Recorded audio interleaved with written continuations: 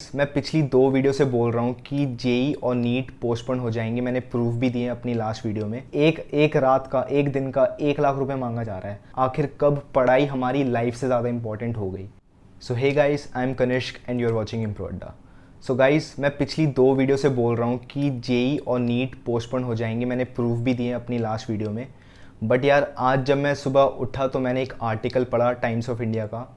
तो उसको देखकर यार सीरियसली बहुत ज़्यादा दुख हुआ मेरे को कि यार अभी भी तुम ऐसा सोच रहे हो कि जेई और नीट टाइम पे होने चाहिए। आर्टिकल में सिर्फ नीट की बात हुई है, बट उससे एक तरीके से ऐसा लगता है कि कुछ चाह रहे हैं कि कोई जेई और नीट अभी जो शेड्यूल टाइम है हमारा उसमें हो जाए। तो यार मैं उससे रिलेटेड आज इस वीडियो में बताऊंगा कि अगर ऐसा हुआ तो कितना ज़्यादा नुकसान हो सकता है हमारी पूरी कंट्री को और हमारे लिए। क्योंकि गाइस, कोविड-19 कोई छोटी चीज़ नहीं है, ये बहुत बड़ा इशू है। तो गाइज़, मैं पहले तुम्हें एक आर्टिकल दिखा देता हूँ आज क्या आया है। उससे रिलेटेड जो मेरे पॉइंट ऑफ व्यू है मैं वो तुम्हारे साथ शेयर करूँगा। तो आ जाओ फिर कंप्यूटर स्क्रीन पर और देखते हैं चलो फिर वो आर्टिकल। तो ये रहा वो आर्टिकल और इसमें लिखा है parents request NEET to be held on July 26 as aspirants get anxious. अब हुआ क्या है कि कुछ पेरेंट्स ने एनटीए को रिक्वेस्ट करी है कि नीट जो है वो 26 जुलाई को ही कंडक्ट करा जाए। तो अब देखो यार, इसमें उन्होंने रीज़न क्या दिया है। उनका रीज़न ये रहा। उनका रीज़न वैलिड है, मैं पूरा मानता हूँ इस चीज़ के साथ, मैं पूरा एग्री कर रहा हूँ कि ये हो रहा है।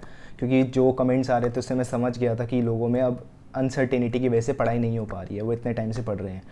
फिर मैं कुछ फिगर्स दिखाऊंगा कि अगर टाइम पे करवाया गया जेई और नीट तो हमारे साथ क्या होगा। तो चलो पहले ये पढ़ लेते हैं पूरा कि क्या रीज़न दिया गया है, ठीक है। तो ये रहा, मैंने हाईलाइट कर दिया यहाँ पे और इसमें लिखा है the speculation over the postponement of NEET has created panic among the students causing damage to their mental health. Students need break from the pressure. There is no social interaction during the lockdown and the delay in the holding exam is only leading to additional stress among aspirants. Exams can be conducted by making mask, gloves and shield compulsory in the exam center, wrote parents in the letter. तो ये थी यार इसकी important चीज़ जो मैंने बता दी कि क्या लिखा हुआ है। तो देखो यार, इनका जो है ये स्ट्रेस बिल्कुल सही है कि वो पोस्टपोन होता जा रहा है, तो उन्हें समझ नहीं आ रहा कि वो कैसे पढ़े। ये अनसर्टेनिटी सब में आ गई है। अगर मैं तुम्हारी जगह होता तो मेरे भी होती। हमारी सिचुएशन तुमसे बहुत अलग थी, हमने आराम से पढ़ाई करी, हमारा हो गया।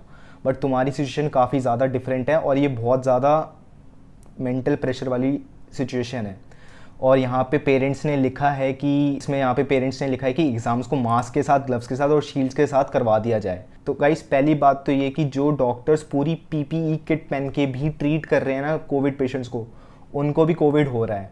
तो अगर तुम ऐसे प्रॉपर करके भी जाओगे, मास्क पहन के, ग्लव्स पहन के और शील्ड पहन के, तो भी कोई गारंटी नहीं है कि तुम्हें कोविड नहीं होगा। अब एक चीज़ और मैं बोलना चाहूँगा कि मैं मानता हूँ कि पढ़ाई बहुत ज़्यादा इंपॉर्टेंट है। सबसे इम्पॉर्टेंट चीज़ पढ़ाई होती है एक स्टूडेंट के लिए। एक स्टूडेंट के लिए ही नहीं, सिर्फ किसी भी एक पर्सन के लिए पढ़ाई सबसे ज़्यादा इंपॉर्टेंट चीज़ होती है, क्योंकि बिना पढ़ाई के कुछ भी नहीं होता। बट एक चीज़ मेरे समझ नहीं आती कि आखिर कब पढ़ाई हमारी लाइफ से ज़्यादा इंपॉर्टेंट हो गई। देखो यार, ये सिचुएशन जो आ रखी है इसमें तुम्हें एकदम अच्छे से सोचना पड़ेगा, क्योंकि अगर तुम बाहर ज़्यादा निकलोगे और सोशल कॉन्टैक्ट में आओगे तो तुम्हें कोविड हो सकता है। और ये बहुत ज़्यादा सीरियस डिजीज़ है यार। अगर तुम इसे अभी भी लाइटली ले रहे हो ना, तो मैं जो तुम्हें फिगर्स दिखा रहा हूँ ना, अब तुम उसे देख के समझ जाओगे कि मैं तुम्हें क्या बताना चाह रहा हूँ और ये कितना सीरियस है हम सब के लिए। तो गाइज़, एक बार फिर कंप्यूटर स्क्रीन पर चलते हैं। तो देखो यार, ये इंडिया के करंट केसेस जो आ रहे हैं वो मैं दिखा रहा हूँ तुम्हें। तो कल थी 29 जून और कल आए हैं 19,459 केसेस। पहली बात तो मैं इसे बिल्कुल भी एक्यूरेट नहीं मानता। मैं मान के चल रहा हूँ कि जितने केसेस यहाँ पे दिखाए गए हैं उससे 4 गुना ज़्यादा केसेस होंगे। तो चलो अब मैं तुम्हें एक और डेटा दिखाता हूँ जिसमें तुम्हें पता लगेगा कि इंडिया में टोटल अभी कितने टेस्ट हो रहे हैं और उसके हिसाब से ये केसेस हैं। तो ये जो केसेस है 19,000, ये वो केसेस हैं। और डेथ रेट इंडिया में भी 3% के आसपास ही है लोगों का कोरोना वायरस से जो मर रहे हैं। तो गाइज़, अब दोबारा से मैं तुम्हें कुछ डेटा शो करूँगा, तो चलो उसे अच्छे से समझने की पूरी कोशिश करना। तो देखो यार, ये एक वेबसाइट है, ठीक है। ये रहा उसका लिंक, worldometers.info करके ये वेबसाइट है। इसका लिंक तुम्हें डिस्क्रिप्शन में मिल जाएगा। ये सबसे वैलिड सोर्स मेरे को, जितने भी मैंने वेबसाइट्स देखी हैं वो सब, उनमें से सबसे वैलिड मेरे को इसका लगा है। तो ये मैंने तुम्हें शो कर दिया है। अब ये रही हमारी कंट्री, 4th पोजीशन पे है इंडिया, ठीक है। कोरोना के जितने केसेस हो चुके हैं दुनिया में उसके हिसाब से सबसे ऊपर है यूएसए। तो मैं हर बार अपनी कंट्री को सबसे ऊपर देखना चाहता हूँ हर चीज़ में, बट अगर इसमें वो सबसे ऊपर गई तो सबसे दुखी मैं ही होऊंगा यहाँ पे, ठीक है। अब देखो यार यहाँ पे क्या सीन है। टोटल केसेस आ चुके हैं इंडिया के 568,315, जो कि मैं पहले भी बोल चुका हूँ कि मेरे को नहीं लगता कि इतने कम केसेस होंगे, इससे कई ज़्यादा हैं, क्योंकि टेस्ट हो नहीं पा रहे हैं, इतने आ गए। अब देखो यार टोटल डेथ्स जो हुई हैं वो हो गई हैं 16,917 और टोटल रिकवर्ड हो गए हैं 335,577। हमारा रिकवरी रेट काफ़ी अच्छा है, बट डेथ रेट भी 3% ही है। रिकवर कर रहे हैं अच्छी बात है, बट डेथ रेट जो है वो भी 3% के अराउंड है। तुम यहाँ से इसकी परसेंटेज कैलकुलेट कर सकते हो कि टोटल डेथ हो गई हमारी 16,000 और टोटल केसेस आए थे हमारे इतने। अब बात करते हैं कि टोटल टेस्ट कितने हुए हैं। तो यार सबसे पहले यूएसए से कंपेयर करते हैं इस चीज़ को। यूएसए के टोटल टेस्ट हैं 33 मिलियन, यानी कि 3 करोड़ 30 लाख के आसपास टेस्ट हुए हैं। और इंडिया के जो टेस्ट हैं वो हैं 8 मिलियन, यानी कि 80 लाख के आसपास टेस्ट हुए हैं। अब तुम यहाँ से कंपेयर कर सकते हो कि जिस कंट्री के 2 मिलियन तक केसेस आ चुके हैं उसने टेस्ट भी कितने ज़्यादा करवाए हैं, और यहाँ पे इंडिया को देख लो तुम, इंडिया के टेस्ट ही इतने कम हुए हैं। अब ये चीज़ तुम्हें लगेगा कि यार काफ़ी पास है टेस्ट, बट इससे हमें वैलिड इन्फॉर्मेशन नहीं मिल रही है। अब वैलिड इन्फॉर्मेशन के लिए हमें जो है टेस्ट पर 1 मिलियन पॉपुलेशन देखना पड़ेगा। तो ये रहे टेस्ट पर 1 मिलियन यूएसए के। यूएसए करवा चुका है 1 लाख से ज़्यादा टेस्ट 1 मिलियन पॉपुलेशन पे, मतलब 1 लाख से ज़्यादा टेस्ट हो चुके हैं 10 लाख लोगों पे, ठीक है।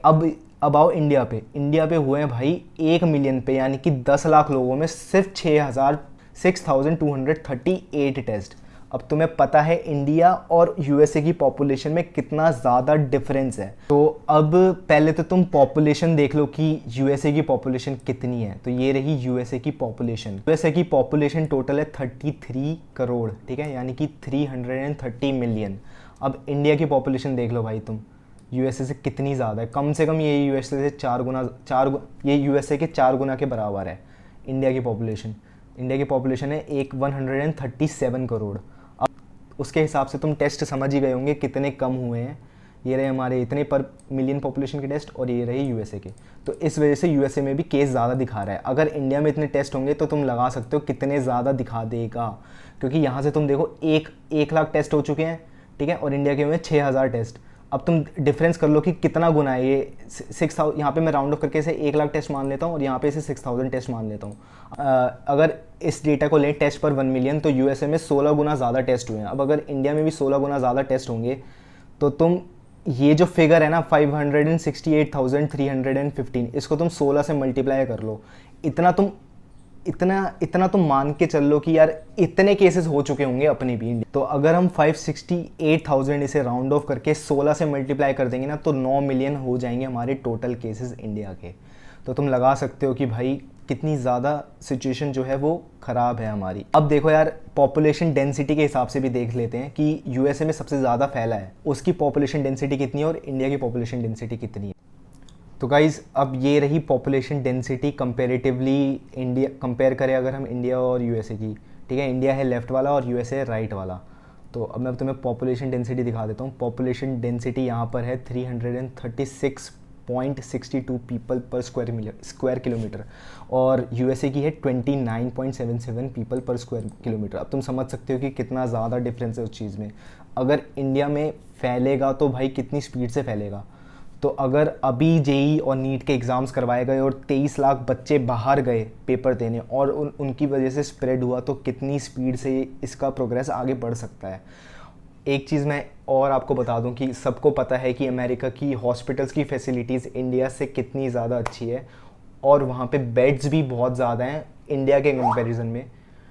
अब जो इंडिया में गवर्नमेंट के बेड्स हैं वो हैं 0.55 पर 1000 पर्सन। ये गवर्नमेंट के बेड हैं 0.55 पर 1000, यानी कि 1000 लोगों में से भी एक आदमी के लिए भी पूरा बेड नहीं है, आधा बेड है इसके हिसाब से। यानी कि 2000 लोग अगर बीमार पड़ेंगे तो उनके लिए सिर्फ एक बेड मिलेगा। इतना ज़्यादा बुरा हाल है इंडिया का, ठीक है। तो ये सारी तो चीज़ें हो गई जो मैंने कंपैरिजन में तुम्हें बताई हैं और जो डेटा मैंने तुम्हें शो करा है। अब बात कर लेते हैं कि अगर मान लो तुम्हें या तुम्हारे किसी फैमिली मेम्बर को या किसी रिलेटिव को या किसी भी फ्रेंड को कोविड होता है तो क्या होगा तुम्हारे साथ। अगर तुम हॉस्पिटल में जाओगे बेड लेने के लिए, अगर तुम्हारी तबीयत ठीक नहीं है और तुम्हें पता नहीं था कि तुम्हें कोविड हो चुका है, तो सबसे पहले तो यार वो तुमसे मांगेंगे कि तुम अपना कोविड पॉजिटिव का टेस्ट दिखाओ, उसके बाद ही तुम्हें बेड मिलेगा एज अ कोविड पेशेंट किसी भी हॉस्पिटल में। तो ये एक चीज़ चल रही है कि वो तुम्हारा पहले मांग रहे हैं टेस्ट, कि अगर तुम पॉजिटिव हो तो ही तुम्हें एडमिट करा जाएगा। और रही बात टेस्ट की, मैं अपने एग्जांपल से समझाऊंगा तुम्हें। तो मेरे कुछ रिलेटिव्स को साइन थे कोविड के, और जहाँ पे वो रहते हैं वो था रेड जोन एरिया। तो अब उनकी ऐसी कंडीशन नहीं थी कि वो बाहर जाकर टेस्ट करवा सकें, तो हमने सर्च करा था कि कोई घर पे आके टेस्ट कर जाए उनका। तो पहली बात तो घर पे आने से इतने बहाने मार रहे हैं सारे लैब्स जितने भी हैं, इतने ज़्यादा बहाने मारे जा रहे हैं कि वो ना आए किसी वजह से, क्योंकि पहले से ही वो रेड जोन में था। तो ये रही बात कि टेस्ट हो रहे हैं सही से नहीं हो रहे, और तुम्हें कैसे करवाना पड़ेगा, और तुम्हें जाना पड़ेगा वहाँ खुद से प्राइवेट लैब में जो भी गवर्नमेंट के, तुम्हें खुद से वहाँ पे जाना पड़ेगा, टेस्ट करवाना पड़ेगा। उसके भी बहुत सारे चक्कर हैं, वो तुम्हें चक्कर कटवाते रहेंगे तुम्हारी बीमारी में भी। और उसके बाद अगर तुम पॉजिटिव आते हो तो ही तुम्हें एडमिट करा जाएगा हॉस्पिटल में। ये एक चीज़ है जो मैं तुम्हें बताना चाहूँगा।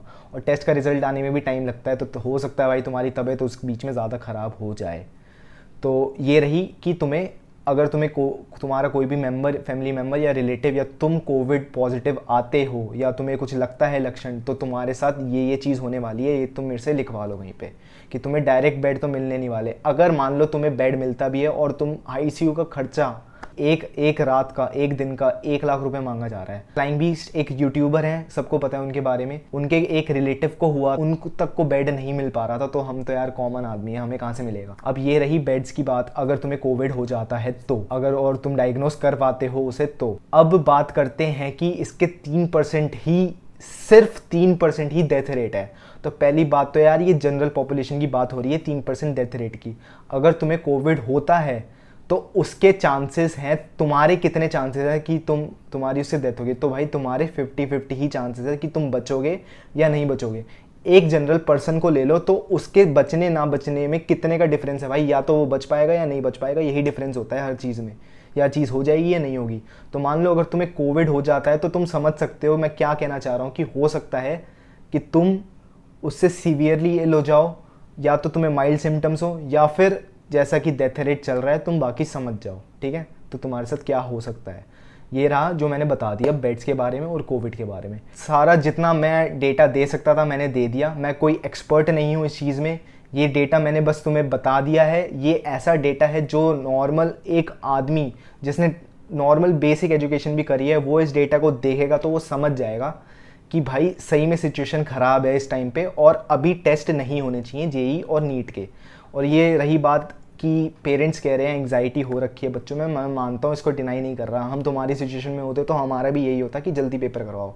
बट पेरेंट्स को अपने बच्चों की हेल्थ के बारे में ज़्यादा सोचना चाहिए, और बच्चों की नहीं तो यार अपनी हेल्थ के बारे में ही सोच लो, क्योंकि पेरेंट्स को ज़्यादा खतरा है अगर उन्हें कोविड हो जाता है तो।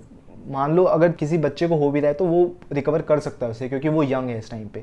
बट पेरेंट्स को अपना भी सोचना चाहिए, और ओल्ड फैमिली मेम्बर है उसके बारे में भी सोचना चाहिए। तो बस यार मेरे को इस वीडियो में यही बताना था। मैंने जितना हो सकता था मैंने तुम्हें डेटा दिया है, मैंने बताने की कोशिश करी है कि क्यों पोस्टपोन होना चाहिए। इसे भी तुम एक रीज़न की तरह मान सकते हो कि ये रीज़न मैंने दिया है कि क्यों पोस्टपोन होगा दोबारा जेई और नीट।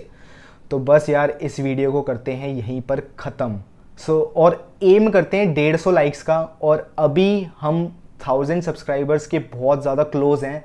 तो मैं होप कर रहा हूँ यार तुम्हें ये वीडियो पसंद आएगी, और इस वीडियो के बाद हमारे 1000 सब्सक्राइबर्स हो जाएंगे। लास्ट चीज़, अगर कोई भी सजेशन हो या कुछ भी बताना चाह रहे हो तो कमेंट कर सकते हो। मैं सारे कमेंट्स पढ़ता हूँ और पूरी कोशिश करता हूँ कि उसका रिप्लाई दे दूँ। तो बस यार इस वीडियो में बस इतना ही, और फिर मिलते हैं ऐसी ही किसी अगली वीडियो में। तब तक के लिए guys, see ya, stay safe, stay healthy, and see you guys in the next video. Peace.